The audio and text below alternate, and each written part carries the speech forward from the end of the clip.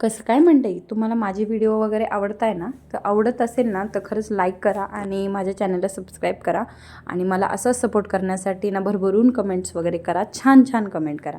आता आहे ना आज सकाळी ना वीरच्या पप्पांना आहे ना टेस्ट करायला पाठवले होते. डॉक्टरांनी काही त्यांना टेस्ट सांगितल्या, तर कालपासून तेच त्या गोंधळामध्ये आणि सोबत आहे ना मी मम्मींना पाठवला. मग त्या गेल्यानंतर आहे ना मी घरातली सगळी कामं आवरून घेतली, कारण वीर पण नव्हता.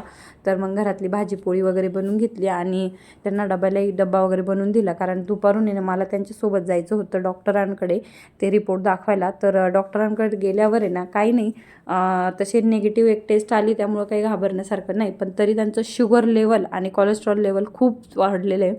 तर त्याचेच थोडेसे मेंटेन करायला सांगितलं आणि त्यानंतर आहे ना काही गोळ्या वगैरे पण त्याच्या दिल्या. तसं त्यांना गोड वगैरे काही आवडत नाही, पण शुगर एवढी का वाढली हे मलाच नाही कळालं.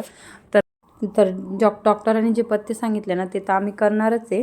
आणि मग त्यानंतर दुपारी ना मस्त आहे ना वीरसोबत मी पण 2 तास मस्त झोप काढली. खूप दिवसांनी असं झालं का दुपारच्या वेळामध्ये मी 2 तास झोपले, तर आज खरंच झोपले होते.